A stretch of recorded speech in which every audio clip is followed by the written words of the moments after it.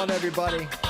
Welcome to episode 1121 of FloWrestling Radio Live. I'm your host, Christian Piles, live from Austin, Texas. To my right, James Dean Rader just landed the Bugle Boy NIL deal. That's big.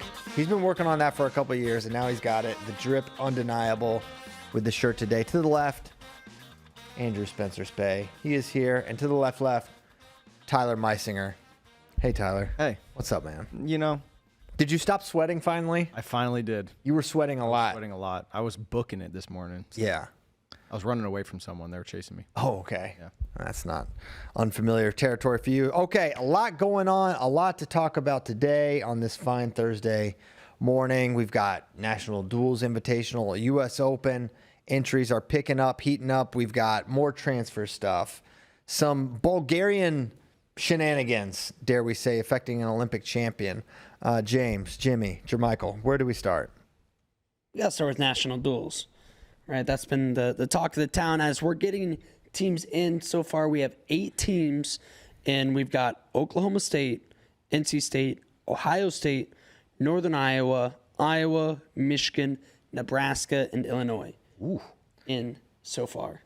Yeah, incredible start there for the amount of teams. And it's assumed that, you know, everyone but Penn State is going to want to be into this. That's not a fact known to me. I know these are the only ones that have been released, but I haven't heard of any team that is not planning to be involved other than Penn State, of course. So an incredible start in what's going to be. I was looking at the bracket this morning. It's like, dude, there's going to be 20 different dual meets overall in this entire event over the course of 2 days. It's going to be an incredible event. The full WrestleBacks was amazing. A little surprised, but it's going to be great. It's going to make like the first day of the event just absolutely jam-packed. 4 matches popping off like the entire day. Yes. Again, a reminder, if you don't remember, yeah. the top 12 teams from this past year's NCAA championships automatically get in to the 16-team bracket if they choose to. Right. Then the last 4 will be randomly drawn in from the top 24 teams.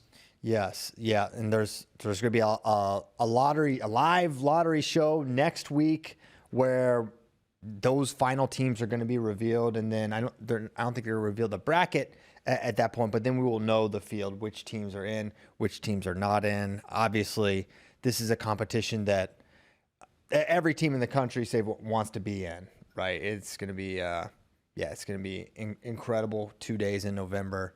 I can't wait for this one. And a lot of the discussion turned to, should Penn State do this? What do you think? Should Penn State do the national duel tournament next year? Well, I don't know. I mean, they operate their program through basically one filter. Does this or does this not help us be our best at the national tournament? If they think the answer is no, or maybe is maybe or maybe not, they're not going to do that thing. And so on the one hand, no. I mean, I think what Cael said during the season when this was announced, hey, this is happening.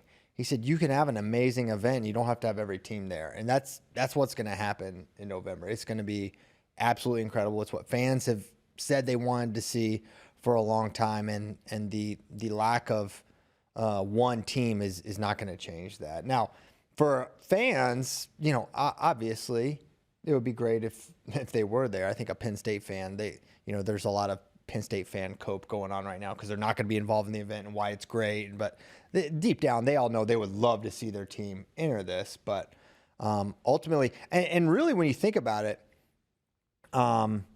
if you ever wondered how, you want to talk about putting money where your mouth is, like how seriously you're taking this, like Penn State basically turning down $200,000, $150,000 is like, it's a baller move. It's kind of a baller move, right? It's like, we're not worried about that. We're really just worried about winning NCAAs and what's going to help us do that. Now, and who knows? They're not in it this year, but maybe they're in it next year. I mean, when you think about having Iowa and Oklahoma State and Ohio State and Nebraska and all these, I mean, it's going to be an insane field. as it is, and it's going to start. The first rounds are going to be amazing. It's nothing but great teams and good individual matchups, and the incentives of full wrestlebacks where your team is incentivized to win every single match it's in.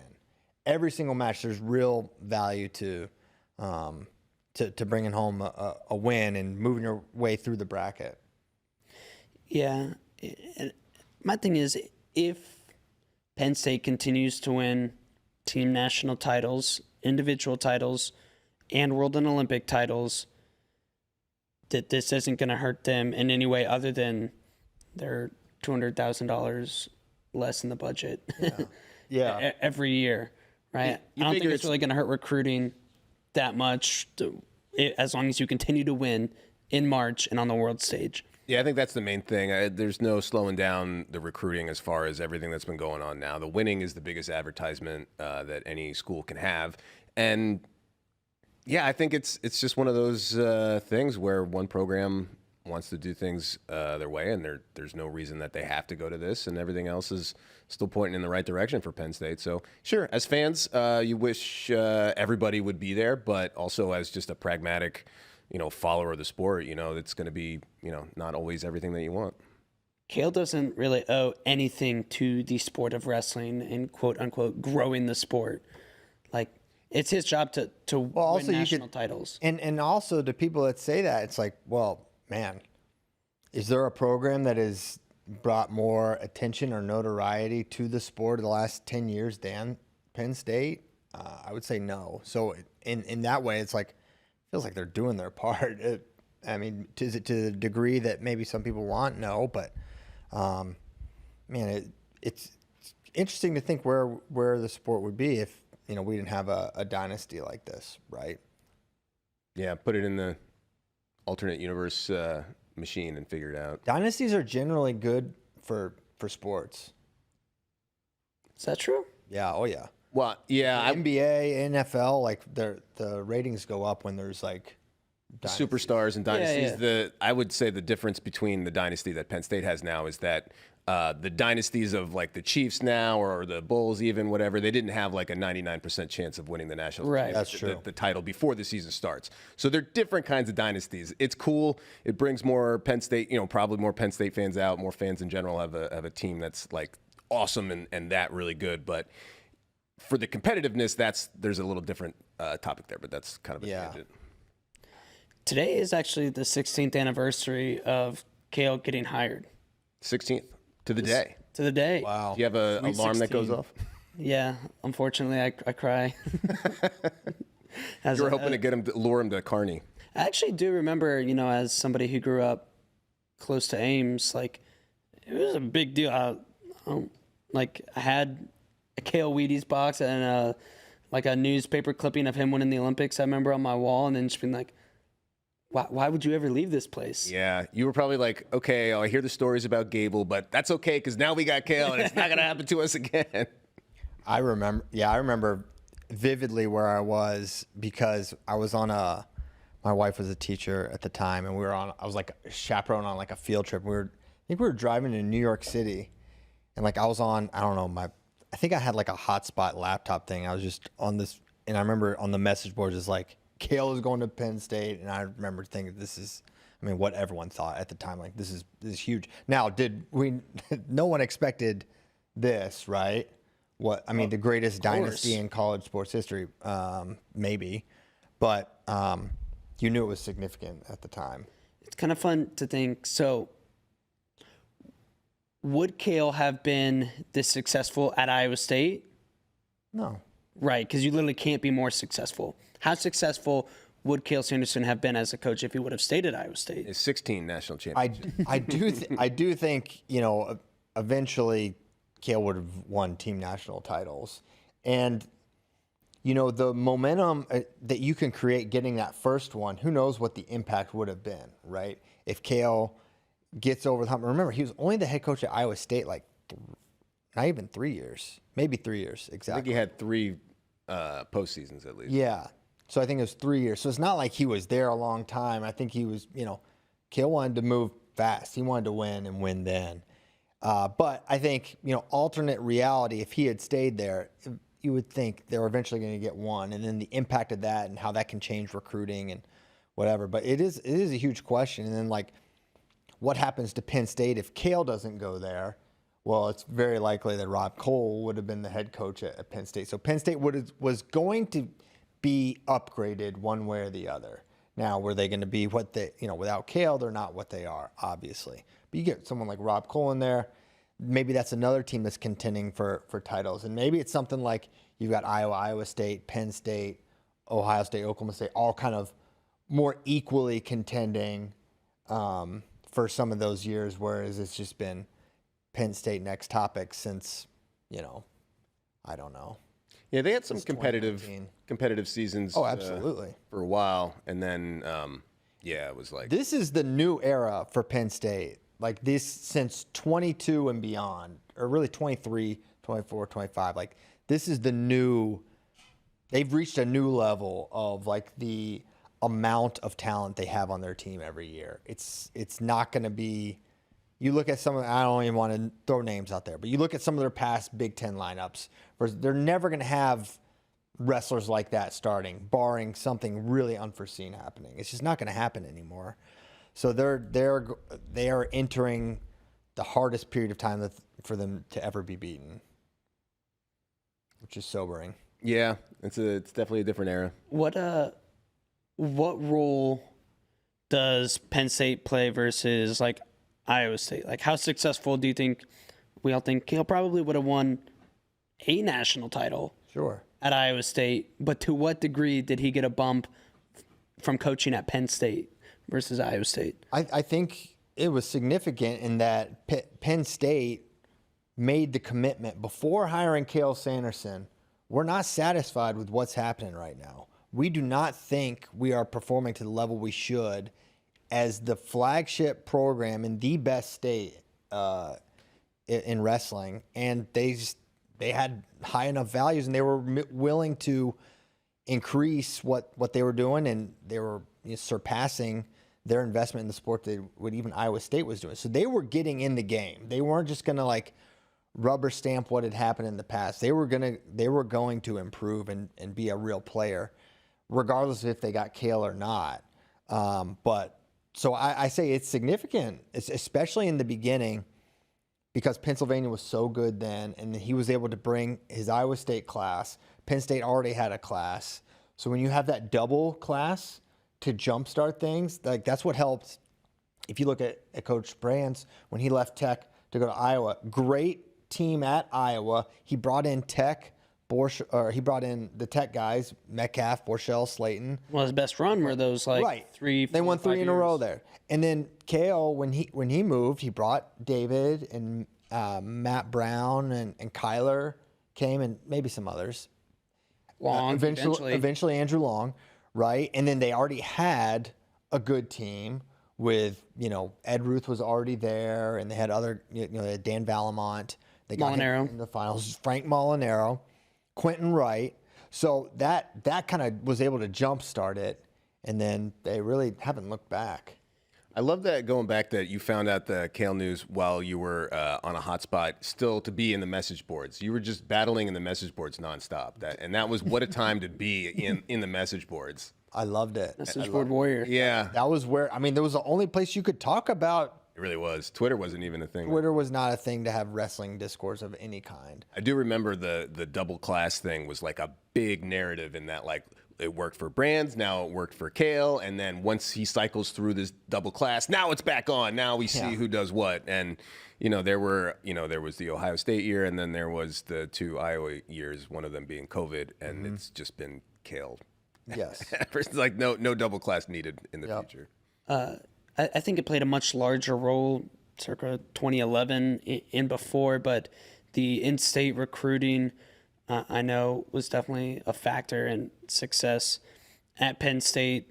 But I think now it's more of a factor for getting fans in the arena, butts and seats versus recruiting. Now, because in-state versus out-of-state doesn't mean as much anymore as it used to. I was thinking that yesterday, too. Like, you don't hear as much about that. But I do think it's important for butts and seats. Oh, yeah. Like when they put go in- to the BJC and you got the head football coach, Coach Franklin, who's making millions of dollars, and the AD and ex football players, Micah Parsons Micah tweeting Parsons, about it. yeah, like that. It's undeniably an event on that campus, and their basketball team is wherever they are. I don't even know. Maybe they're good. I don't want to actually speak out of turn. Right. But like if some team like I'm trying to think of where wrestling isn't super popular, like here in Texas Virginia. Oh, the old Commonwealth, the old Dominion. Yeah. or if the University of Miami had a wrestling program and they were a dominant, dynasty like Penn State has been. But still, you probably aren't quite the same draw as you are. No, because you could in party on the Central beach Pennsylvania. till the break of dawn in Miami. Yeah, that's true. That's right. That's true. But I do think, I forget the name of the AD that hired Cael at Penn State, but if you talk to a lot of wrestling coaches, they say that's the most important thing is AD buy-in. And like you said, the AD bought all in. And that I think that is what played the most significant role. Now they've got an AD that seems even more bought in than the previous. Like, Yeah. This dude is at every door. He's like the number one hype man for the team.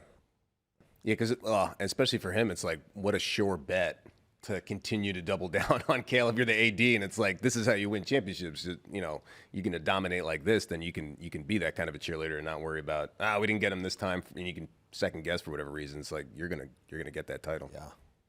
It's also nice when you are almost always going to have a decent football program, and you're like, I don't have to put as much thought and resource into that. I can truly appreciate. That's how this. most schools should be: football and wrestling. You don't have to worry about any of these other sports. Yeah, Those are the- no, that's all just noise. Yeah, it's like, okay, have the programs, have opportunities for people in your state or whatever, your institution, but no. Those football and wrestling. I put it out there to the chat. I said, how many NCAA titles would Cael have won at Iowa State by now? And most people, or the winning number is 4 to 6. It's weird that 0 wasn't an option. I think 0's That was my bad. I should have put 0 to 3. okay. Yeah. 10 plus. Would anybody say 0? I don't think there's anybody that would say 0. 0 is an option. Sure. There's haters everywhere. Yeah, obviously. I mean, no, I'm telling you, it's possible. The effect of getting it going was what jump started this whole thing. Oh yeah, I understand. Would you predict 0? What are the odds that it was Probably not, but the odds are more than over 1? 10%. 10%. Over 10%, maybe. It's so hard to go back. I know. Right. Because now I'm just well, duh. Obviously, Cael's going to win a national title. I know. Because that's basically all we've seen him do, except for 2 years in the past, however many years. But For sure. yeah, that is a little bit of revisionist history, I guess. Yeah, you have Essentially. to. Everything changes, as you mentioned. Then Penn State gets probably Cole, and then blah blah blah blah. But yeah, I don't know if you said back 16 years ago over under for titles at Iowa State with Cael at the helm within 16 years, and it was 0.5. I would have taken the over every time. And would Cael be able to get over the hump of being looked at as little brother in state at the time? Because don't forget, this was peak Iowa dominance, or just coming off of peak Iowa dominance in 2011. That would make me want to leave the state. Just having that looming over you. When it's a small state in terms of, elite high school prospects, too. It's a small state and this is no offense to Iowa. I've gushed about how big into wrestling Iowans are. But donors, the community, all the resources of the state, it's just 3.5 million people compared to 12 million in Pennsylvania, 9 million in Jersey, stuff like that. So it's an uphill battle when there's not just 2, but 3 D1 programs that are all gunning for championships. Yeah. 12% of our voters think that Cael would have won 0 titles with Iowa State. There you go. Oh, 10%. Inching up to 15%. But is he able to get the RTC going? Is it, there's a lot of what ifs. Yeah, absolutely. But I don't know. Literally getting David Taylor on that team. Yeah. And Feels like David was going to be David, no matter where he went. That was Right. going to happen. So I think he probably would have gotten one in those first 4 or 5 years post leaving. It'd be interesting to look at what that lineup would have been for the 2010-11 season Iowa State had Cael stayed. Maybe that's something we do, another show. I'd be interested. I bet it'd be a pretty freaking good lineup. Bro, think of how much the GOAT Jerome Moore would have been. I know. Coached by Cael I Sanderson don't think about that. all the time. All right.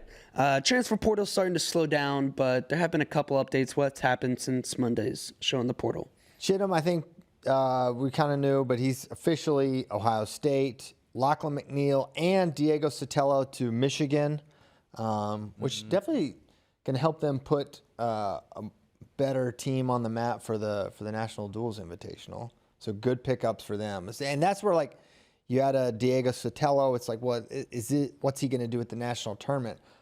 I don't know. He's beaten some good guys. I think he beat Noto. He beat someone else really good. Okay. But, you know, for a dual meet, it's like, man, now you have a guy, a 25-pounder that going into a match, he's got a shot to win against, many of the best guys. And isn't just going to give up 5 or 6 to a decent percentage of the field. Yeah. He beat Jory Volk 2 years ago. He beat the 24 season. Volk, and I think it was Noto he beat in like a duel. He did. 11-8. So, he's super good. And then Lachlan McNeil, is he a title contender? I'm not ready to say that, but high AA, you feel good about that. He's finished like 4th, 5th, and 6th in some order there, and figure he could be a top 3 guy. 49 loses Ridge, but keeps Van Ness and Lovett. McNeil's still there. Eluded is back, maybe the favorite to win. I'm trying to think what redshirts could be coming in at 49. I don't think there's a lot. Got to do the redshirt report. Yeah. Oh, Swiderski. But Yeah. I think he's probably, based on his previous results, maybe a rung behind like the Lachlans and the Van Ness and the Hinsons. Has Cliff Keen Wrestling Club ever had a Canadian on their squad? They've had a good smattering of international Surely guys they from have. I think. Ann Arbor is pretty close to Canada. They got to be somewhere. There's already a Canadian on the roster. Desi? No, He's not. Desi. Amar? You're talking about Desi who wrestled at Oregon State? Yeah. I'm just thinking of Canadians that okay. trained in the U.S. What Canadian is on the Clay Pie? I can't remember his name. Oh, everyone's favorite Canadian, Clay Pie. All right. Another kind of discussion that got rung up the past few days in the wrestling social media space is how much do facilities matter in recruiting anymore? It used to be kind of a big thing. Is it still? What role do facilities play in recruiting nowadays?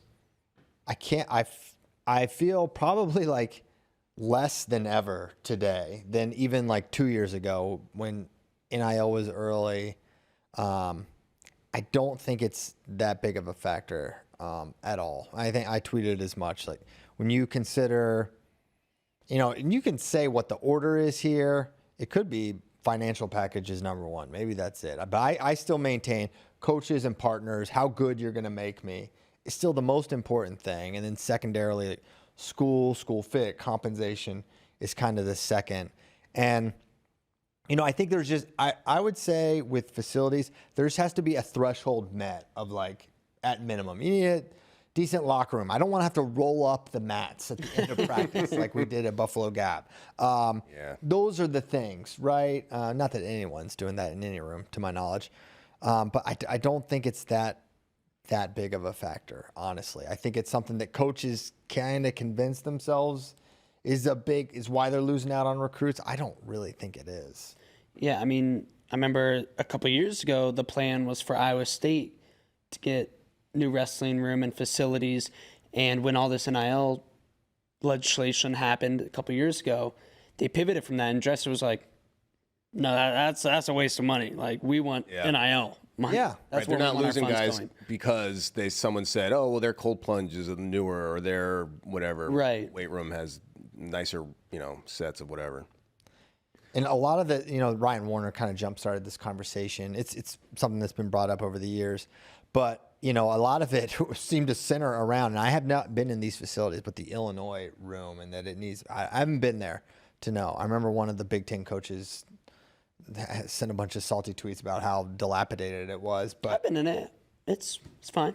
I like Illinois' room a lot. I think it's I saw that's kind of I've only seen videos of it. Like we've done documentaries there, and I'm like like, a cool building. I like it a lot personally. yeah. So what are we talking about? Cool windows. Yeah. But I've seen so many people talk about the Illinois facilities. Like, are they actually that bad? I wonder if there's something to like. There's the threshold where it's like, yeah, you're not, wrestling in the cafeteria and having to like roll up mats, and then it's just kind of perception of the elite club. Like these are the top tier guys, and they all look like this fancy high level, and then.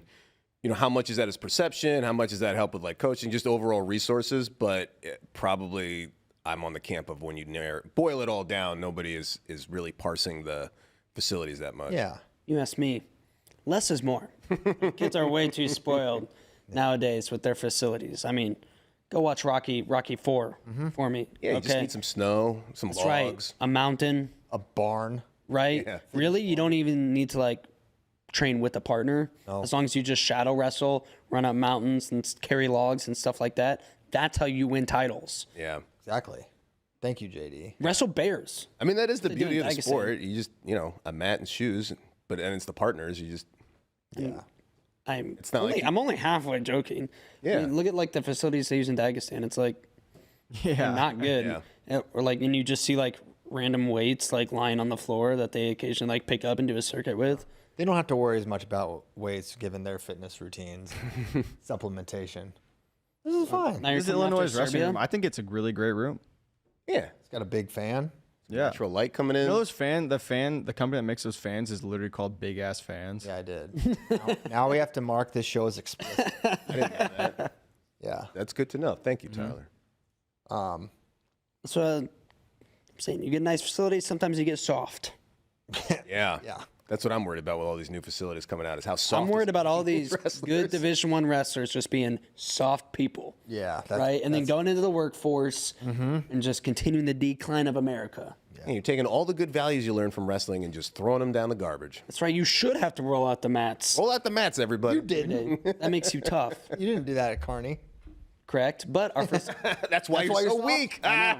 I resent myself. hey, I will say, I told, because Kearney probably has the nicest Division II room in the country now. Which is why you went there. But it was not that way when I went there. We wrestled in a basement dungeon. They probably told you that they were going to have a new Oh, facility. of course. On my recruiting visit, I'm embarrassed to even show people this locker room. We're gonna have this updated. It was never Technically updated. true. It was until a couple updated. years after I left. No, I mean, it's nice to have good facilities, and if you have a glut of money to,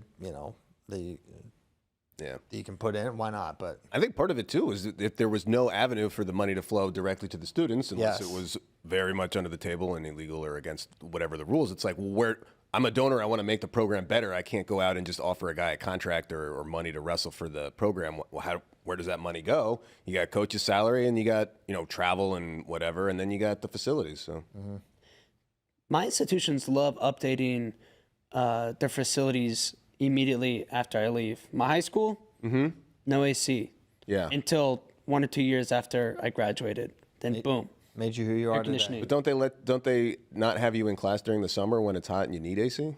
Okay, it's still pretty hot in Iowa in like August. Yeah. No. We would actually like get out of school like, every now and then early because they're like it's 100 degrees outside and like 110. Yeah, our All these elementary people come in from inside and you're just profusely sweating. We didn't have AC. Yeah, in elementary school. Neither did I in New Jersey. I was in Virginia. I'm in the South. You are in the deep south. That's not the deep south. The breadbasket of the I didn't Confederacy. call it that. I know. It was the breadbasket. That's true. Yeah, you just go in there playing like blacktop basketball in jeans, and then coming in and Right. sitting there just Yes. sweating like crazy. I feel like sitting in elementary school just sweating profusely is just part of the gig. Like, I saw some tweet about like, remember in 4th grade when we would go run a 6-minute mile and then sit in our street clothes and then go back to math class? and like you like turn page books by just putting your sweaty arm on it and just doing that. Like, Yeah. crap. Dang. That's why we're such beasts today. Yeah, because right. we didn't need all these creature comfort. Why you point at me? Because you're like, oh, they finally got air conditioning, which we need. I'm like, no, take the AC, rip it out. You love AC more than anybody. You know when I needed AC? Frickin' in Paris, Oh my god. That's why the Parisians are so tough. That's why Europeans are tougher than Americans because they have so much They less hate Atlantic. AC. Air No, they literally leave in the summer and they're like, all right, we're out of here. Going to the coast. They hate AC. They hate ice. ice. Yeah, just tough people in Europe. That's right. Okay. All right. Speaking of Europe and maybe European troubles, what's going on in Bulgaria, Spay? Oh, the whole breakdown. The high end version of is there's like a changing in leadership, and Bulgaria, as you know, did very well at the Olympics. They actually had 2 Olympic champs, one in freestyle, one in Greco. But freestyle, we all saw it was Ramazanov at 86 kilos. Guy that beat Brooks. Beat Yazdani, just went beast mode on everybody, and wrestled at Euros recently. And then Novikov in Greco. But anyway, so they were doing the whole import the Russian things, which a lot of countries do. Bahrain with Tajudinov, Slovakia's got Salkazanov, a bunch of other guys. And now they have new leadership, and the new leadership says we are done with transfers. And just like the way UWW is now putting restrictions on how many transfers you can have on your starting team and all other stuff, the Bulgaria went even further, and their new leadership said no Russian speaking is going to be allowed whatsoever because they had a coach that Russian speaking? You cannot speak Russian because they had a Russian coach that their head coach of the freestyle team was a Russian guy from Ossetia, and I guess this big controversy started because he was running their national championships and he totally rigged the bracket so that his son at heavyweight would have an easy draw. And all the traditional clubs and all the people that are actually training the local Bulgarian people said this is an outrage, and they tried to get him to fix it or change things, and he just pretended he didn't understand them and just said this is how it's going. And then all the Russian transfers, even though they're from different places that speak different languages, from in the Caucasus region, they all speak Russian, and it's kind of like a battle between the Russian faction and then the local Bulgarians. So they just got a new president. She's a woman that won world and Olympic medals.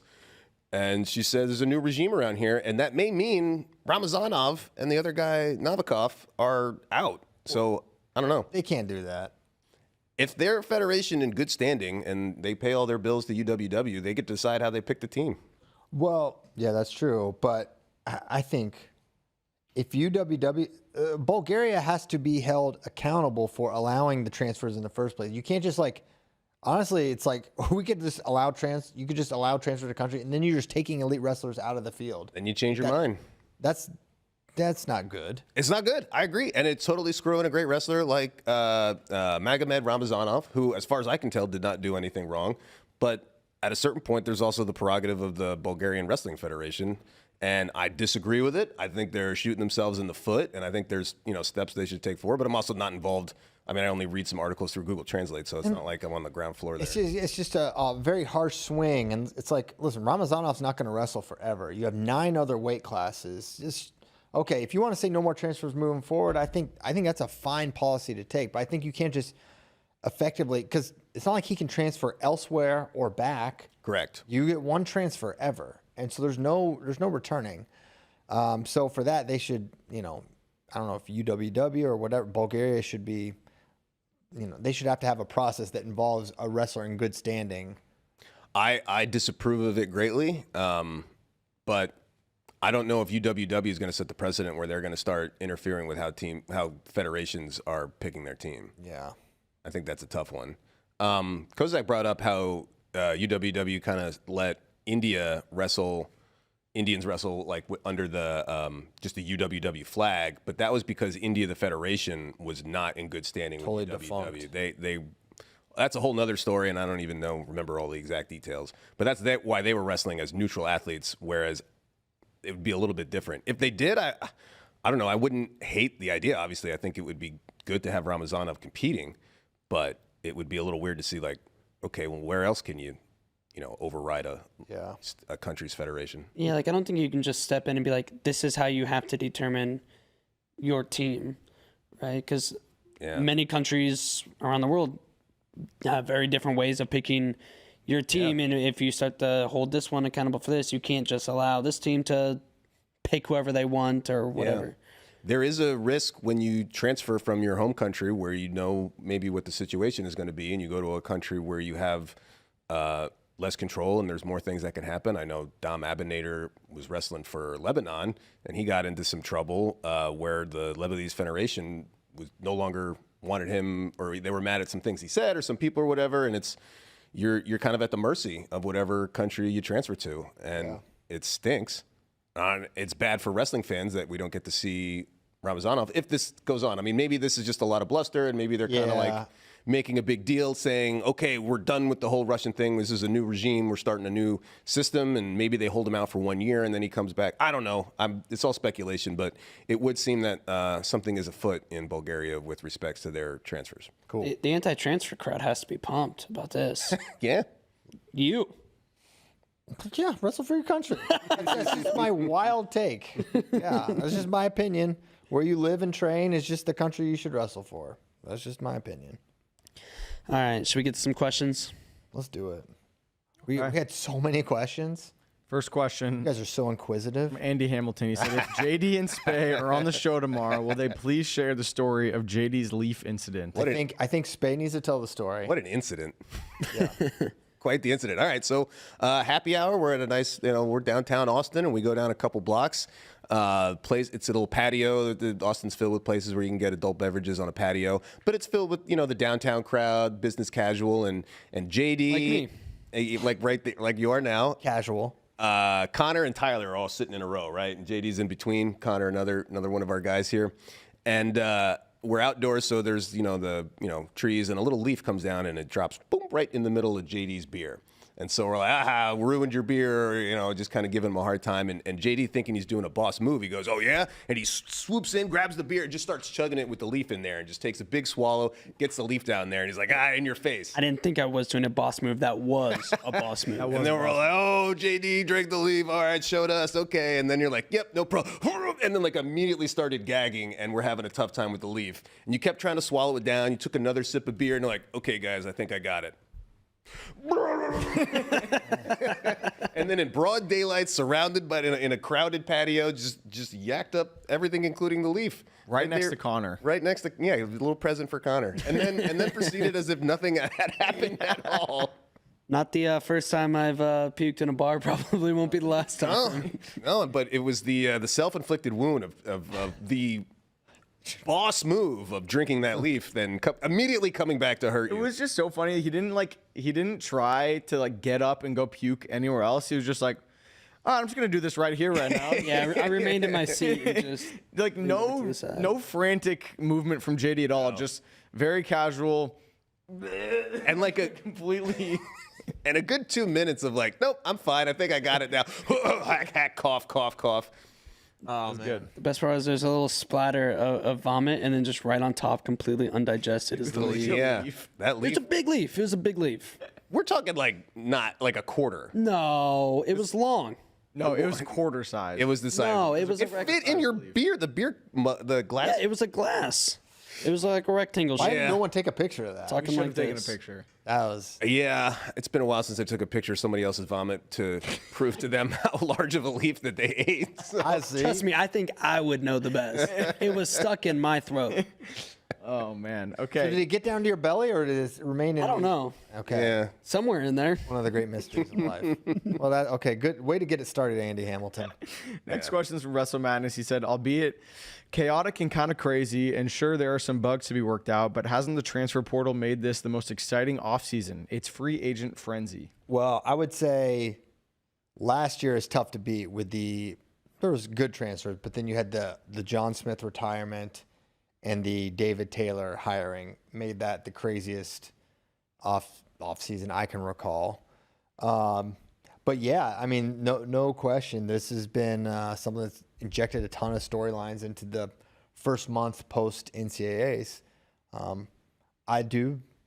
like a lot of it, and yeah, there's some aspects maybe I don't, but yeah, it's amazing. We haven't talked about the new Oklahoma State position that they opened. Was it the director of administration, I believe, is what it's called? Nice. So it doesn't seem like a coaching position per se, but I think in the duties it said, help with NIL, budget, kind of stuff like that. The GM roles a lot of basketball and football teams are hiring. Right, but I'm not sure if it's how high up. Like a GM is, Sure. kind of like running the program, I would think, Pro teams, the GM will hire the head coach. This is not going to be someone above the head coach, in between David and the AD. Right. No, it's I would assume Subordinate. He's going to report to David. Right, but kind of it seems like a smart idea to hire somebody in that role, right? Yeah. Hey, take all this budgeting stuff mostly off of my. Think Sion's going to apply? Maybe. Put it past him. Would he do Cael like that? His good friend. Yeah, you're right. No. The job description says coordinates and facilitates outside NIL agreements and partnerships. Okay.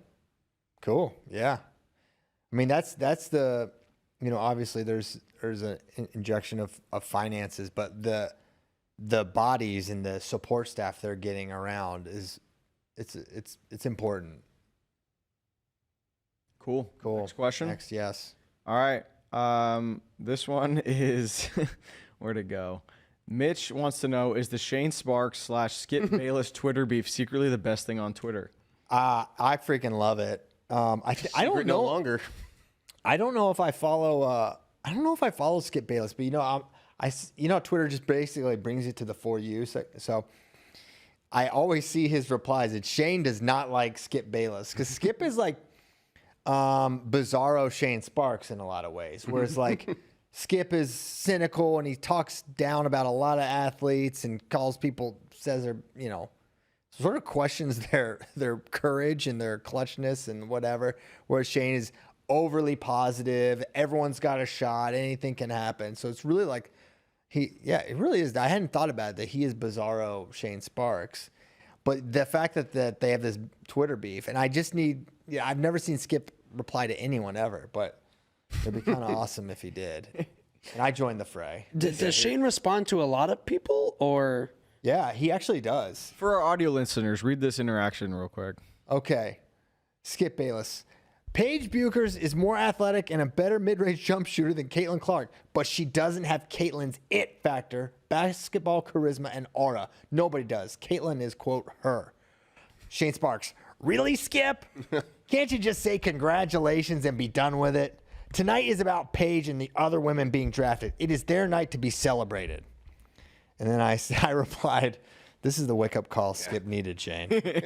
And then there's Skip replies, and he says, "You're right, Shane. My bad. I didn't really mean any of that." And then he deleted his Twitter account. Also, the Cowboys suck. Cowboys. Jacks to go. Yeah.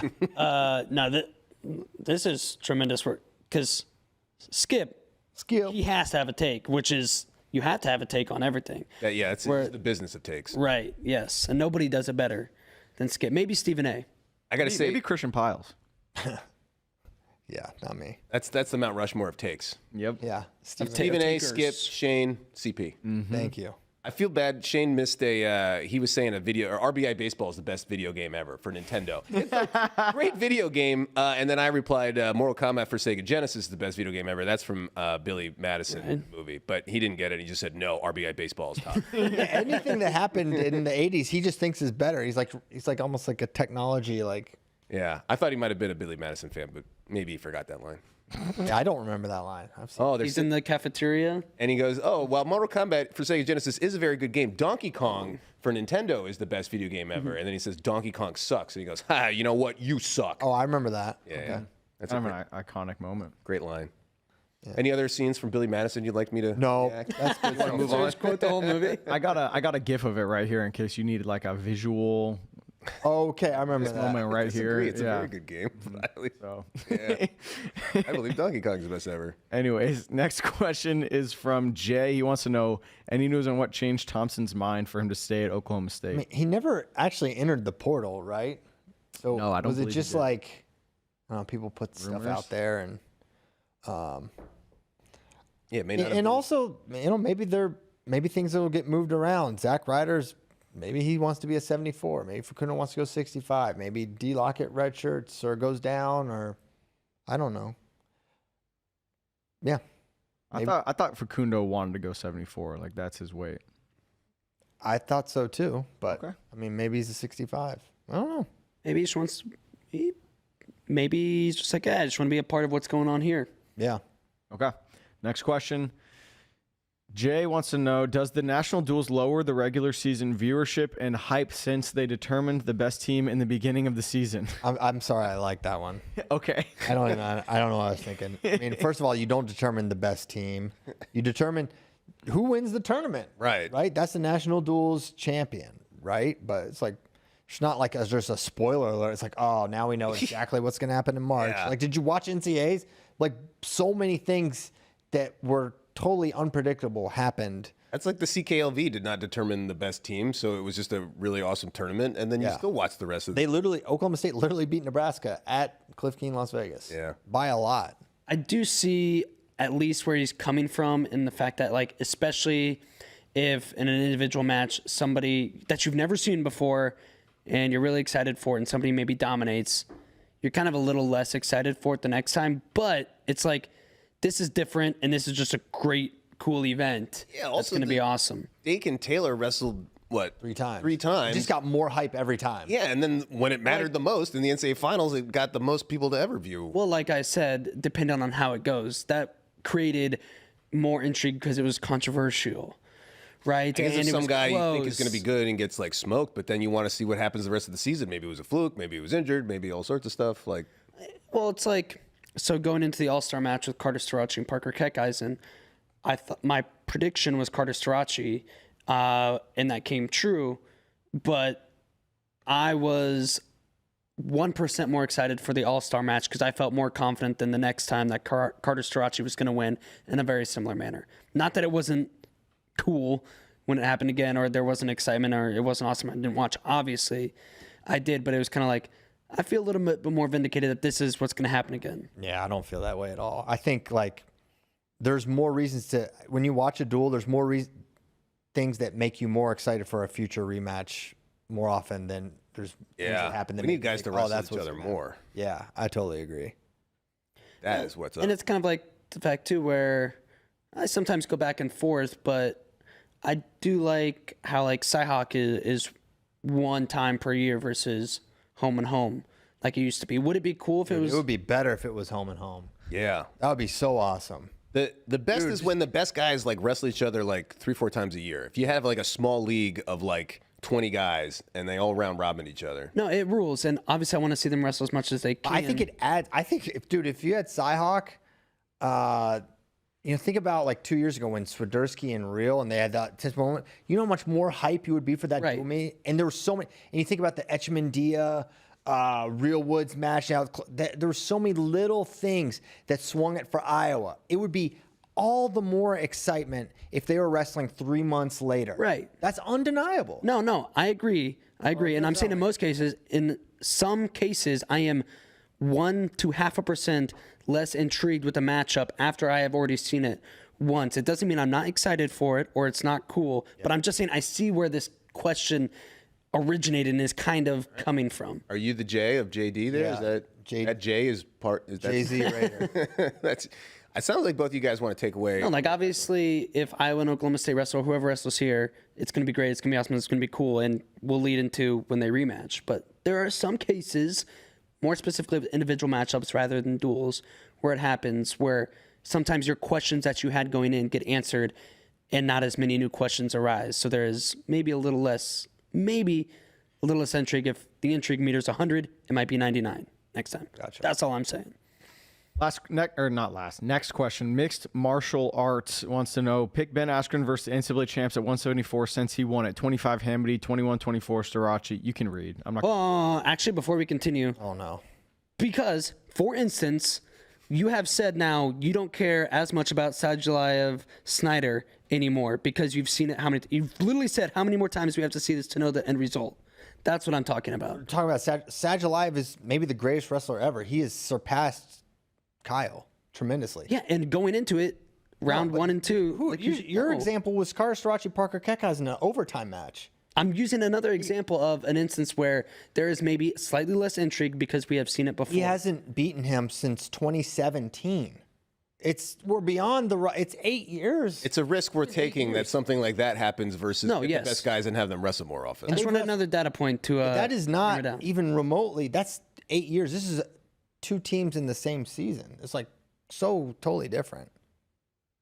Okay. Mixed Martial Arts wants to know if Ben Askren can beat all the national champs at 174 since he won it. Of course he can. Think he Toughest- beats Srirachi? I think Zahid is the toughest matchup of them all. Ooh, yeah. I think when you look at Ed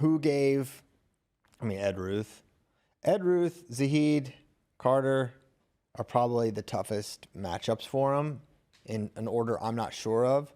I think Zahid's ability to take down and finish efficiently, that was what gave Ben problems. I don't know if Srirachi gets to legs enough against Ben. You said you'd never pick against Srirachi. You said you couldn't do it. Well, he's not going to wrestle Ben Askren. In a hyper, if he was wrestling Cael Sanderson, I would take Cael. But this is not in reality. Okay.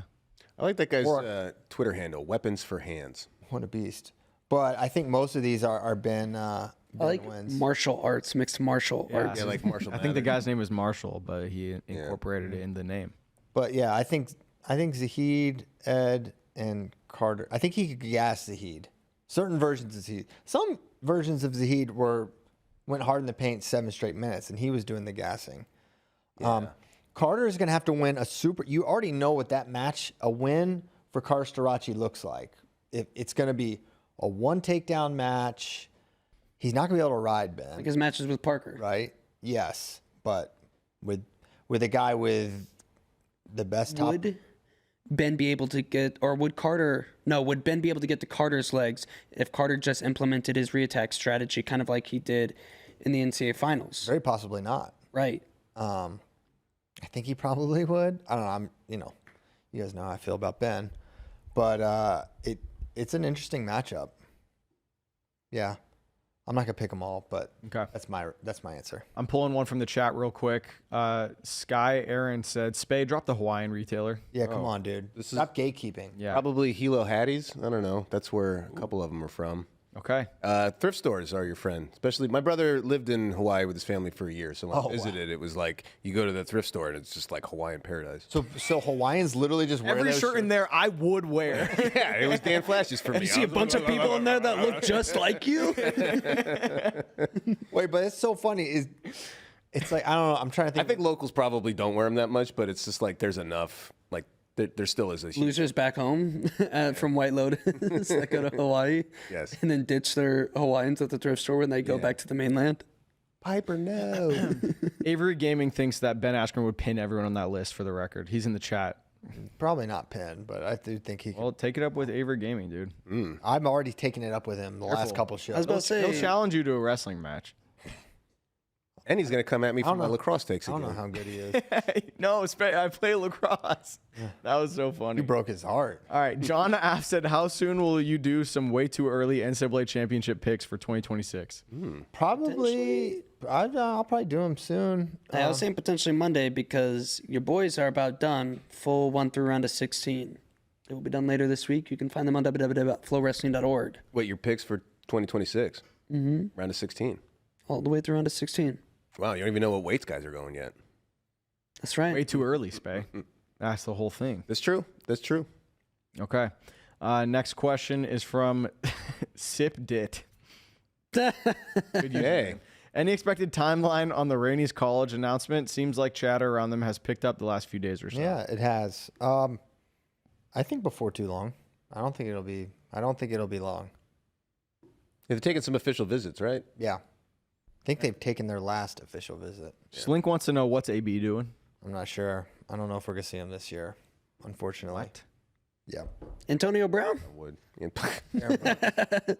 Aaron Brooks. Okay. Next question. Nathan, Outdoor Junkie 16, wants to know how many champs will the ACC have next year? Seems like 4 in contention: 125, 149, 197 heavyweight. Any idea what the most they've had in 1 year is? I don't know that. Good question. Who's the heavyweight? Oh, Trumbull. T-Rums. Yeah, that's interesting. 25 really has 2. You have to count. I mean, Ventresca's 2-0 against Vince. Vince is the champ. Caleb Henson's 1. AJ Ferrari has 1. Trumbull. Will he be? He should be preseason number 1. Will he be above the guys that are coming back? Probably because Younger's poor NCAAs. Yeah, younger DNP'd. Yeah. So yeah, he'll be number It'll 1. be like him, then Younger, then Tay, then Ben Keeter. I think will probably be 1, 2, 3, 4. Nathan Taylor. Nathan Taylor. Does- 5. Wait. Oh, yeah. Sorry. I thought you were talking about ACC. Oh, no, yeah. Yeah, you're right. Thinking back to previous years, they've had, when they had O'Connor was a champ, Hinson. Well, they won the same year, right? I believe. Yeah. No, I'm wrong. No, I'm different wrong. years. It was Hinson. Yeah, it was one than the other. It was Hinson and Haynes. Mm-hmm. I bet they haven't had maybe 3. I don't know. Kai, Gwiz, Mock. But never the same year. I think Mock and Mackay I think were same year. Yeah. So that was 2. So yeah, it could be a lot. Did anybody win the year Caldwell won? No. No way, right? Doubtful. No Terps won when they were in the ACC. Next. All right. Daniel Overby said each team gets one WWE style finishing move they can use once per duel with no penalty. What's the move and which program abuses it the worst? What would be like the most effective thing you could do? Stone Cold Stunner, obviously. I wouldn't work on anyone. Is this like It a worked on thousands. celebration, or is this just like everybody stops and they play act for a little bit? Honestly, being able to kick someone in the face is going to have punch. If you could punch someone in the head, Is this the Stone Cold Stunner? That's the Stunner, baby. how would you, RKO? bro? That would never work. Bro, it worked all over elementary schools across America. Well, I think part of the that you can abuse it is that part of these moves is that they just work. You know what I mean? It's like if you use it, it magic works. trick. If you decide you're using it, it works. How about the RKO out of nowhere? Yeah, That's a watch out. surprise. Yeah. So It's basically the stunner difference without the between kick. Okay, that's what I'm asking. The Stunner, you're facing him, you kick him, turn, then pop. I really don't know much And Jordan about. slithers in out of nowhere to hit it. My knowledge of WWE moves comes from watching Superhuman jump onto stuff in the yard. Jump on the house. All my juggalos and juggalettes. Yeah. Next I'm question. saying a punch to the face. Just it's the really good. That is a WWE move. Back to basics. Believe it or not. Slink also wants to know who's the favorite to win 157 next year. Tyler Kasek. Not PJ Duke. I mean, You said PJ was going to beat him for the spot. also, I think in the field right now, that's what I would say. that's what most people would say. But because he took third, I know. he's not the quote unquote probably on paper. I think he probably. I think if Vegas studied wrestling like they do the NFL, I think Tyler Kasek would be the betting favorite. Yes, I agree. He's 3-0 or 2-0. He beat Antrell multiple times. Antrell did it. That changes nothing from what Antrell accomplished, but it's those. I mean, The entire season of data is what you're looking at, yeah. right? And Antrell took losses to Downey and Yeah, the favorite that's forward looking, not who's accomplished more, who's got more titles. It would be Tyler. It would be me. All right. It would be Tyler. FRL question asker said, who had a better career even though they never AA? Julian Ramirez with wins over Carr, Griffith, Monday, Amin, and Kennedy, or Johnny DeJulius with wins over Brewer, Colon, Clark, LaValle, and DiCamillo? you know, I'm gonna have to go to Julius just because that gives my boy Dap a bump. Yeah. Transitive. I kind of lean JDJ. Ramirez I think did have. Ramirez was really good for longer. Like every year he was right there. Whereas Julius kind of, I feel like it was his junior and senior year where he was really knocking off a bunch of really good wrestlers. Yeah. Carr is probably a better win than any of the ones Julius has, right? Probably, yeah. 4-time blood round is so tough. Yeah, Bro. The answer is Ramirez. I think. Yeah. Mickey Philippi has. JDJ won a team national title. He did. Wow. Skip would be going after Ramirez. Could never win the big one. Oh, we need. Yeah. Shane, defend. Stop Skip from this imaginary Skip. take we gave. Yeah. him. but Come you- on, Skip. you imagine Skip in wrestling? Oh my God. Let's organize a Skip Bayless versus Shane Sparks boxing match. That'd be great. Yeah. Here's why wrestling's not the most popular sport. Okay. We don't have. Bayless and Shane Sparks are not fist fighting each other. Well, they would be if we had a LeBron versus MJ debate. We don't have an equivalent LeBron versus MJ. debate. We need our LeBron versus MJ. That's what's holding us back. It's not participation. It's not rules. It's not all this stuff. Well, it's really in some ways it could be Cael versus David. You've got Cael was the better college guy. David had the international. Yeah, but David widely isn't considered the GOAT for USA Wrestling International. That would be John Smith or Jordan Burroughs. True. Or some people would even say Bruce. There are debates. I mean, Yeah, but we don't have that. we don't have that MJ debate. and LeBron. That's what we need. Yeah, today. but if wrestling was already Burroughs that and popular, John. Yeah. yeah, it's kind of chicken or egg type of sitch. Kozak's in the chat. He said you got to include Philippi in this conversation. Oh, for- that's absolutely. I mentioned him. Someone else. They did mention him. I said He beat Dayton. He beat. He had a bunch of He good beat Lucas Bird before Lucas won the title, but pre-bird. Birdness. I'm trying to find. Bird was not the word. Bird was not the word. I don't know. I'm not really. Oh, he beat Dayton. You said that. I don't know if he. I don't He was know. also a 2020 victim, right? yes. He was 4-time round of 12, but he was like seeded 4th or 5th in 2020. And Wow. Me and Mickey Philippi both robbed of our chances to win national titles. Dang. yeah, That is crazy. Nuts. Nick Jando wants to know how much does a commit from the Rainies move the needle for Iowa with the current 2026 commits and with what PSU and Okie State. This is hard for me to read. Does it make the 2027 NCAA a true 3-team race? 2027 is already over, as is 26. I don't. It's gonna be really hard to beat Penn State. Vince Carter. You over. need a lot to happen. Rainies, if they go to Iowa, is a huge pickup, and we've been talking about this for months now. That they are, there's Jackson, there's Bo, and then there's two of them. They're literally twins, and they're both excellent wrestlers.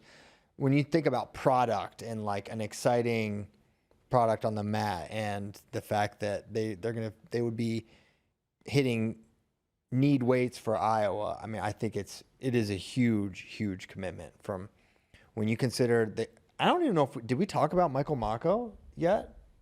I don't know. Oh, we haven't. People were in the chat asking us. Yeah, that is very significant, right? Because they didn't get Drayshawn Ross, but now they got Michael. Who knows what that means with Peter? But Michael's the real deal, a cadet world champion and U17, whatever. And if you do get the Rainies, which Iowa is very much in on the Rainies, it's super significant. Now you've got what I have been saying Iowa sort of lacked over the last couple of classes. They haven't had that those big classes full of high school guys. They've been picking from the portal to fill in their team. Now this team in around 28 is going to be fantastic, and 27 will be good also, but 27, 28, if you get the Rainies, it's a really special potential team. yeah. They're kind of like building on stuff in the past a little bit in that, I mean, some of it's a stretch. I just think twins and Iowa, if you have a set of twins, it's like what better school than Iowa has developed twins, but that's going back many years. But then you have Mako and his dad. People are already making jokes about him transferring to Oklahoma State after 2 years. I would not bet on that. And then Bo Bassett's like following Spencer, Pennsylvania, high school phenom to Iowa. There's a lot of maybe rhyming, maybe echoes of stuff in the past with Iowa. It's just, I don't know, cool. It is. I mean, they showed in 2020 and 2021, you can assemble a team that can take out Penn State. But this is Different. true. But this is a different era of Penn State now. Version Yeah. 3.0, It's so much harder to beat them. the Voltron of teams that have Yeah. assembled crazy guys. You know what it might take? Tell me. And twins. Yes. I was waiting Okay. for that. Next one, Virginia's for FRL said choose one American to win this next quad. Spencer doesn't count. All right. All right. Fine. Dang it. Dang it. One American to win this next quad. Zahid Valencia? One American to win world gold once, or like one American who's going to run the table winning the next I team? think Five, just win a 6, 7, title. 8. Let's just say Just win win a title. a title in the next quad is how I am taking it. Running a quad, that hardly ever happens in the world. Yes. Well, I'm at making the team, winning in America. Oh. Let's just say win a world Oh, I think that maybe that is what he means. Like win the be the rep for the next quad. Yeah, that's kind of the way I interpreted it. Let's do both. Why not both? Okay. I think Zahid is a good answer for both. True. All right. We did. Well, so you think he either beats Cal Dake or Cal Dake doesn't go 86? I think Dake goes 79. Yeah, but By 2028, Zahid is surpassed. yeah. I want to know what happens at 74 because that's a weight where the U.S. usually has success, and we have had historically, especially even recently. So it's like, did David Carr take over? When does Messenbrink enter the mix? Is someone else? Is O'Toole up or down? Haynes. To me, though, that weight could kind of be like a 65 Yes. for us, what it has been the past 7 years where, Pandemonium. yeah, where all these guys are so close to each other. One guy isn't going to separate himself and take that spot for 4 straight years. Totally agree, especially when you consider like 65, it's going to be so hard to medal there, so you don't get the bye. Right. So it's going to be really hard to hold down that weight continuously, especially if they're going to be real close together.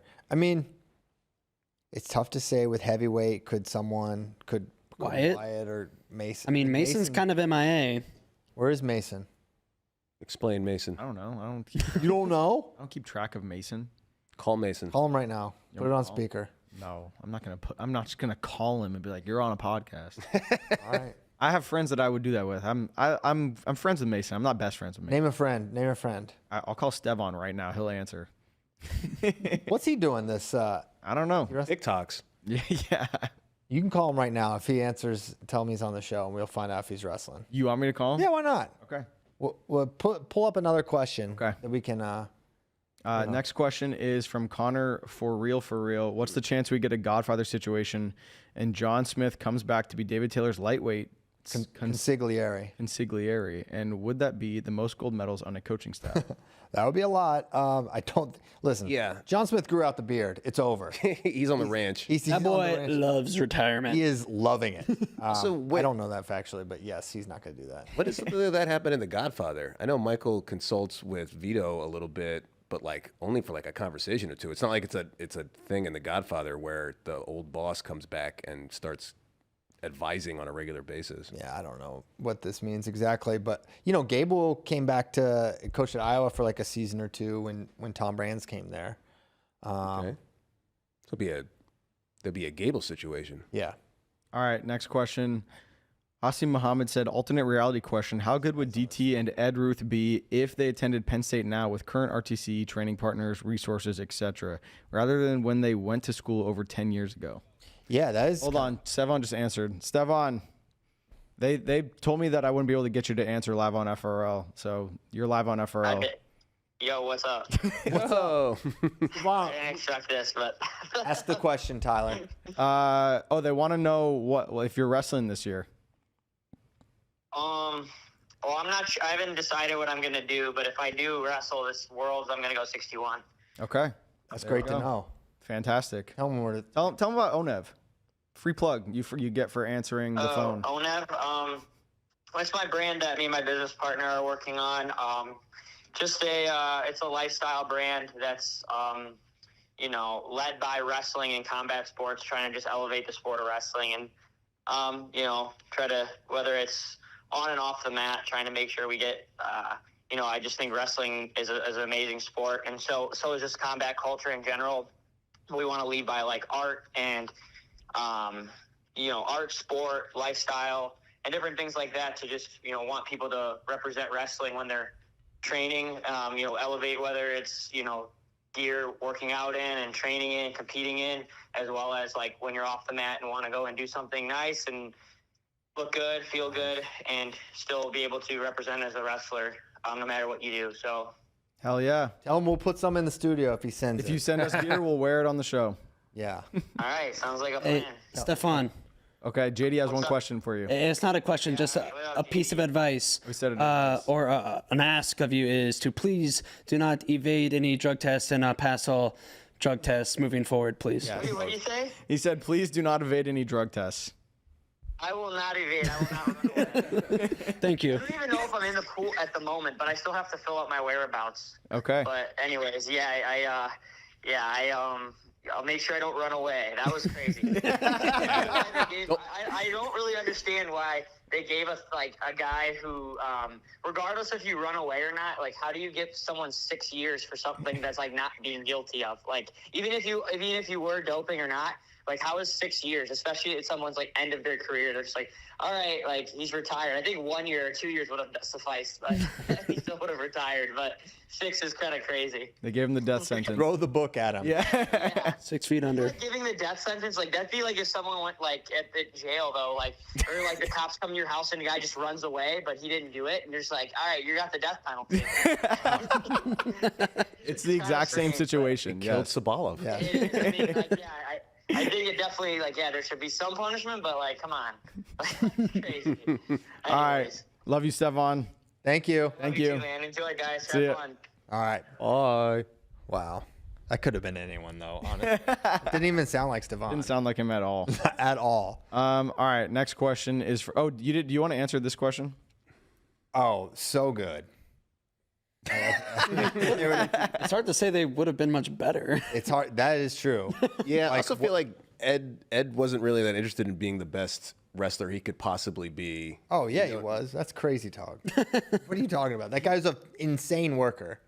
Yeah, but for I don't know, he was there for He wasn't that insane about worlds. Right.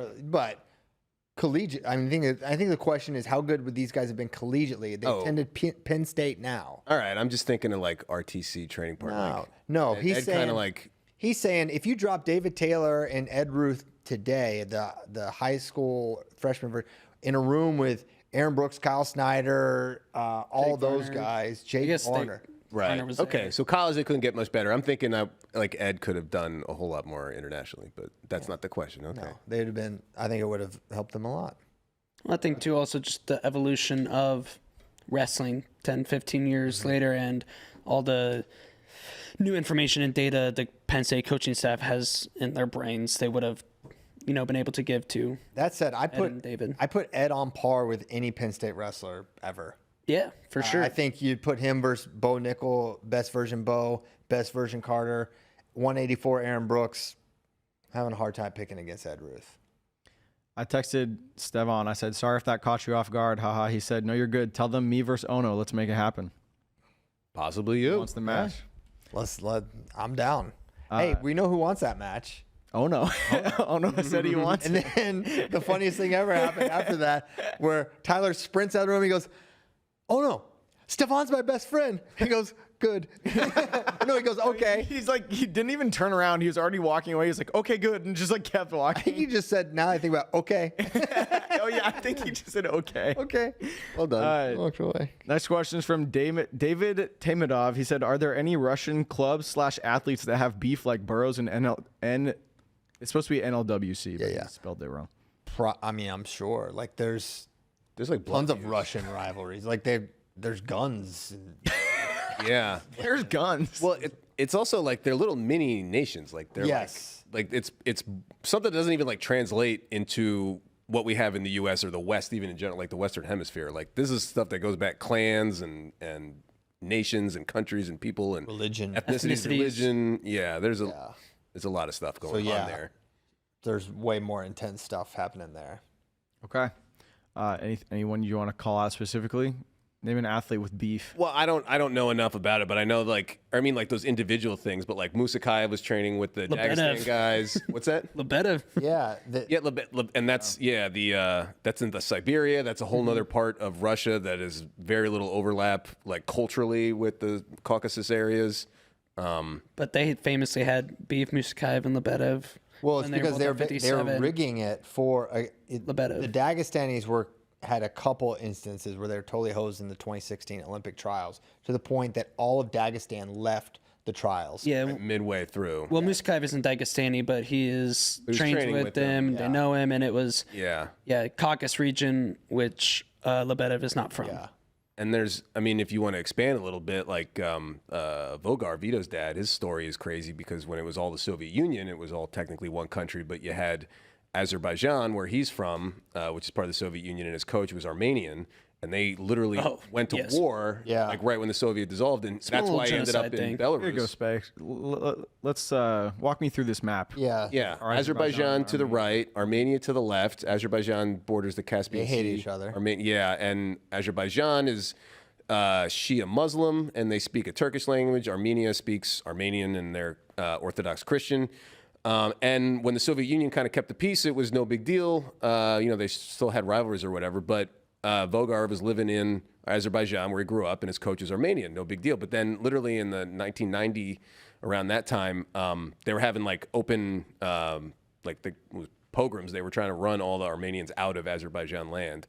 And so Vogar's coach fled to basically Belarus, where they didn't have as many kind of like blood feuds like that. And where's Belarus on this map? You got to go up. It's next to Poland and Ukraine and Russia. Keep going up. There it is. Up here, Belarus. In the Baltics. It's right there. Big old beast. It's a good map. And then Belarus doesn't have it's surrounded by traditionally either Orthodox or just Catholic Christian countries. So they're not so concerned about Armenia versus Azerbaijan up in Belarus. Wow. So yeah, I mean that's one example or whatever, but I'm sure there's tons. I mean, Ukraine and Russia are right now at war, and I'm sure there's huge problems there. That's basically like Nittany Lion versus Jordan Burroughs. That's the same thing. That's kind of like that. Anything else you want to talk about? We got this map in front of you. I mean, we could go on, but then it's just me just talking about Eastern Maps. Europe. What kind of conflicts has Croatia been in? What's the history there? Oh, Like pretty a good. lot of things. Yeah, We're going there this fall. Stevan's adopted country, and Croatia has some kind of bad blood, and Bosnia right in the middle there. So all that used to be the Ottoman Empire for a while, and so a lot of the people while they were being ruled by the Ottomans, they converted to Islam because then you got better privileges as citizens of the Ottoman Empire, or whatever it would be. And then when the Ottoman Empire kind of retreated, and after World War I, it dissolved, and the Austro-Hungarian Empire dissolved at the same time. So after World War I, now we got these big problems, and they've basically been like Yugoslavia kept everybody glued together, but it was kind of like a dictatorship. And then after the Soviet Union, which kind of propped up Yugoslavia, then it was open warfare, and Croatia was fighting Serbia, Serbia was fighting Croatia, Bosnia was fighting all of them. And Kosovo and Serbia, it's another. Now Is that when Baby Gronk committed war crimes? that Baby Gronk was committing war crimes in Croatia back in the 90s. On a similar note, But Zagreb is chill now. What was there a while ago, and I think the people might still harbor some resentment, but there's no open warfare going on. On a similar note, when worlds were in Serbia, I visited this country, Montenegro, Nice. and I saw this cat. Whoa, where'd it go? I saw a cat there. So You're big into cats. That's not and, it. That stray cat? cats. That cat's badass. why won't my cat show up? It's not working. All right. Forget it. Next Anyways. one. Next question is from Jesus is KOK. He said, Tyler, Jesus is KOK. Tyler, KOK means King of Kings, because I didn't know what that meant last time. How old is the average freshman or redshirt freshman wrestler nowadays? Josh Barr said on Bo Nichols' pod that he's 21 as a redshirt freshman. Does the apparent delayed entry into college negate some of their accomplishments? I doubt Randy Lewis was 21 his sophomore year. Doesn't negate because it's still really hard to do. I just think it's the new thing. Like most are now. I think it's a rarity to be 18 your freshman year, and it's maybe less rare to wrestle your true freshman year. I thought it's a rarity. I bet most kids are still 18 going into college, turn 19 their freshman year.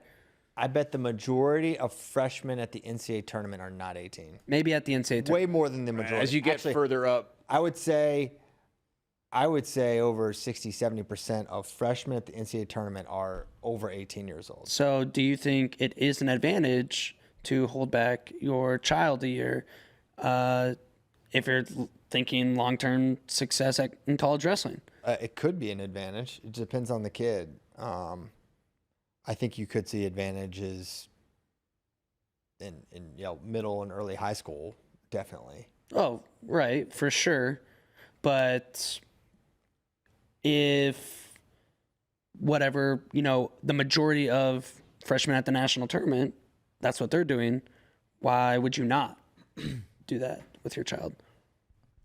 Because that's probably not why they're winning. I don't think the age is why they're winning. On On the note of the last question, Kozak got in the chat. He said, what's also interesting about Russia is you get best friends wrestling in Russian Nationals finals. At 65, Ibragimov was Mamedov's best man at his wedding. And Mamedov beat him in the Russian National finals. Dang. So That's great. also, this is the cat that I saw in Montenegro. So Wow. that's on a roof. in case you were What's the name of that cat? Cat on a roof. Next question is Cody Pevler said, who are the 10 blue bloods of wrestling? And then he said, you know what, 10's too much. How about 5? So Iowa, Penn State, Oklahoma State are like indisputably the 3. The 4 and 5 is where it gets saucy. It depends on how you define blue blood. Like, do you look at more tradition or do you look at more the past 10 to 15 years of results? Yeah, I used to argue with Nomad about this because he would be looking at like who's good now. You can't be a blue blood if you haven't won a lot of success now. And I would kind of argue the whole point of being a blue blood is you are old money, and even if you're not rich now, it's your heritage that makes you a blue blood. I don't even know who that would apply to other than like Iowa State. Oklahoma. No, they are not a blue blood. Well, that's why I'm saying if you go by the definition that I'm thinking of, which is old aristocracy, it doesn't matter if they haven't won in a while. They're still a blue blood. It's like you're a sleeping giant. You're I don't know just what have I have no idea what that would be based on.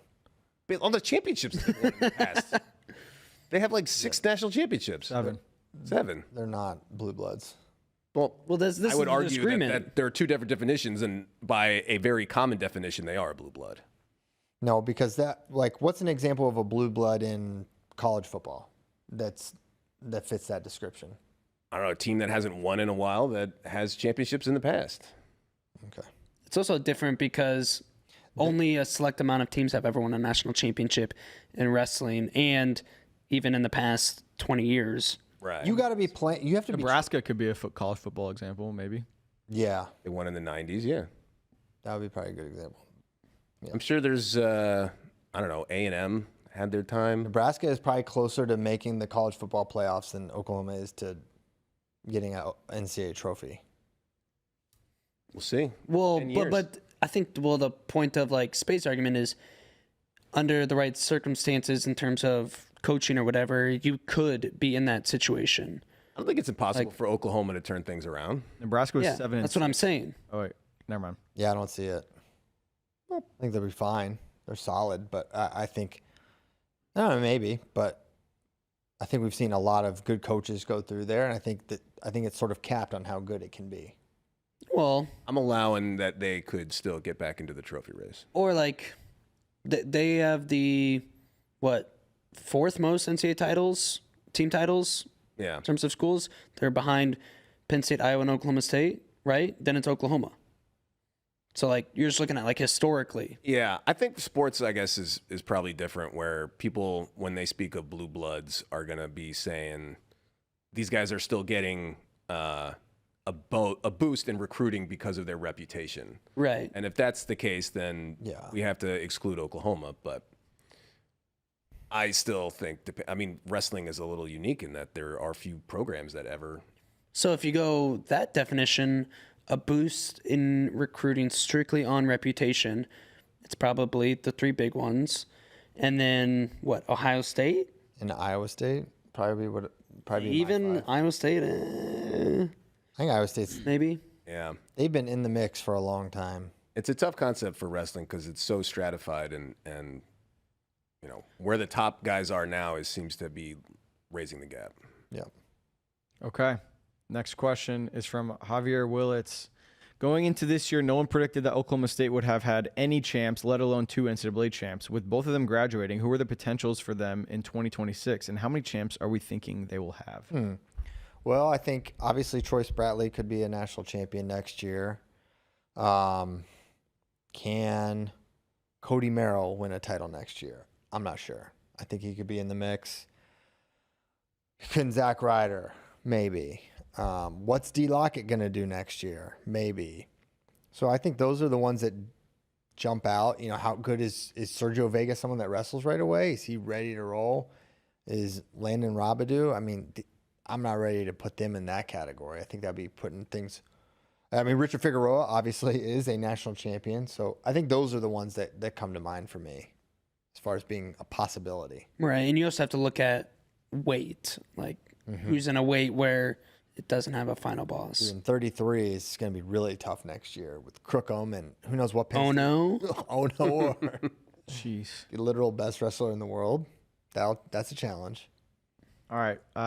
Drew P. Balls wants to know. Gone it. You got I mean, I knew it. You just wanted to get that I out. just wanted to read his name.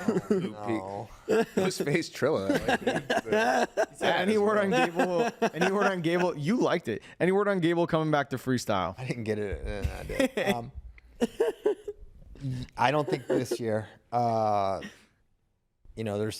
You got to be in the testing pool for a period of time that I don't think he's going to. He hasn't wrestled his last match, but predicting Gable is not easily done. I won't try to here, but I will say not this year. I need Ghostface Trilla to continue to just have new names. Yeah. Switch it up. See how many Tyler. Thank you, can Drew. Really, he got CP because I clocked it immediately. get. Well, I didn't see it until you said it. You just ripped that out. I say the names. The Gotch brothers want to know, do you think the fact Penn State wins big every year hurts viewership for people who aren't regular wrestling fans? March Madness isn't ever as exciting as basketball's March Madness. Dude, I think this year is like the exact opposite example of that being the case, because we saw the second most viewership ever, right? I don't know about ever, since 2013, yeah. which is the high mark. They had other one. It was since 2017. It was the highest. Oh, really? Yeah. Cable TV viewers are going down. That's why it's a tough thing to parse. Like, there's clearly a David Taylor, Kyle Dake bump in 2013. Yeah. And then there's a lot of variation that I don't know what you could have. I would say very few people are tuning into the NCAA finals. Well, first of all, a lot of times it's locked up even before that, even when it is a semi-close race. Mm-hmm. And I would say very few people, a casual fan, is going, let me tune in Saturday night to see who wins the team score. Even if it's a tight race. No. Exactly right. You know, that's why you maybe tune into a duel. But you tune into the NCAA finals to watch the individual wrestlers get crowned. Exactly.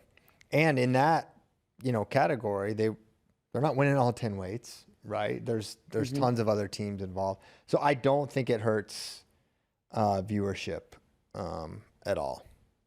I would just say that viewership probably isn't what you want to look at, just because it's like just a snapshot of how many people are tuning into ESPN at that time, and like the general interest in the sport, and is it attracting new fans and stuff, like getting more people psyched for the season. That's so much tougher to measure that it's even tougher to talk about, but that would be where I would say a non-competitive season and NCAAs may ding the interest in the sport. It's also like, I think generally there's going to be more interest and intrigue when the team race is unknown, the outcome is unknown. That creates more intrigue. But is somebody who doesn't know anything about wrestling, is turning them into they're not going to be turned into a fan of the sport of wrestling. Yes. Because they go, I don't know who the national champion is. Exactly. At the end of the year. The diehards, there's too much focus on what that TV viewership number is, and then kind of extrapolating backwards. Like, well, was this good for it? Was this bad for it? Was all that? And it's kind of moot. We're not going to know anyway, and it's not really the right question. Like, what's good for your own personal interest and intrigue? Like, personally, do I wish there was like a 50-50 shot for a bunch of teams, for like 8 teams to win the national title? That sounds more exciting and interesting to me. Sure, but that doesn't exactly mean "quote unquote" better for the sport. Yeah. I think. I think that's just what you have that in the individual tournament. You have that I don't know who's going to win dynamic, and ultimately that's what the NCAA tournament is. It is an individual tournament. They score it, but ultimately that's what it is, and we still have that in NCAA wrestling. And as great as Penn State is going to be next year and the years beyond, we're going to have that in almost every single bracket moving forward, and that's what's going to. I do think we still have that level of intrigue. And no casual fans understand how we score that NCAA tournament. It is so nuanced. It is so they can't keep up with it. Fans that are plugged in are like, all right, when is it cut off and why? And how do we know they've locked it up? Now, I will say, because of how dominant Penn State has been, it will only create more intrigue if there's a year where it actually is in the balance. Yeah. Right? The real question, if you want to focus on viewership, is what hurts wrestling viewership is that there is no dual meet that determines or is involved in choosing the NCAA championship. That just chops out a whole bunch of viewers that because the event doesn't exist. But that can tune in for a 2-hour event and watch a national champion get crowned. I agree with CP's point that the individual tournament has tons of intrigue, and the team title is pretty much it's not a big deal. It's not a needle mover. All right, next question. I'll let Christian defend his Hokies from a chatter. He said, question, nothing against Virginia Tech at all. How do they get so many good recruits? Is it the location geographically? They're not a regular trophy team, but get wrestlers like they are. That was against Virginia Tech. They're really good at recruiting. It's a really good school in a beautiful place, in a place that's really dedicated to wrestling. It does have good facilities. It has a tradition. All the high school kids have grown up knowing that Virginia Tech is in the mix and gets national champions and All-Americans and top 10 finishes every single year. All thanks to a great Iowan.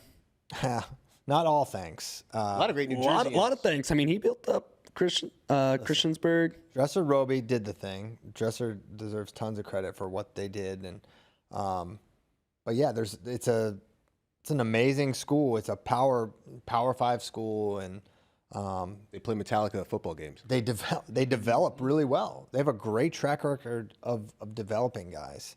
So. Well, I think it goes to show you don't have to be a traditional blue blood, to bring it back to blue blood, to be successful in the sport of wrestling. Yeah. Well, and they've done really well with recruits from New Jersey. And as a New Jerseyan that went to school in Southwest Virginia, there's an appeal. Yeah, Iowa, New Jersey, dunking on Virginia. That's not. He's not dunking. Virginia. I'm saying Virginia is a huge war. You got so excited. I'm saying I also made the trip from New Jersey to Virginia for undergrad, and so Virginia Tech. I thought you were saying, it took an Iowan and a bunch of New Jersey recruits to make Virginia good. No. A lot of New Jerseyans help, but I'm sure they had to leave their states to. There's a lot of Virginians that are involved in building up that program as well. Not one. Joey. Yeah, and he was great because he was coached by Dresser in high school and college. All right, well, there's so many more questions, but it is 11:34. We'll save them for next time. If we didn't get to your question, feel free to ask it again. And thank you. And thank you. Wow. It is 11:35. Holy cow. Well, thank you guys so much for tuning in. Lots of exciting stuff and happening in wrestling. Next week is going to be amazing. U.S. Open, National Duels, Invitational Selection Show going to be going down. That's going to be incredible. More details to come on that. A lot of exciting stuff. Great time of year to be a wrestling fan. Thank you to our producer, Ever, to JD, Spay, Tyler, and you especially listening. Thanks a lot. We'll be back Monday. I don't remember the full schedule next week, but we're going to do shows. And we're going to be here Monday. That's For sure Monday. I got to check back the calendar. Check back. You guys don't need that much advance notice. It's more us. So thanks a lot. We'll see you then. Have a great weekend. Happy Easter. Goodbye.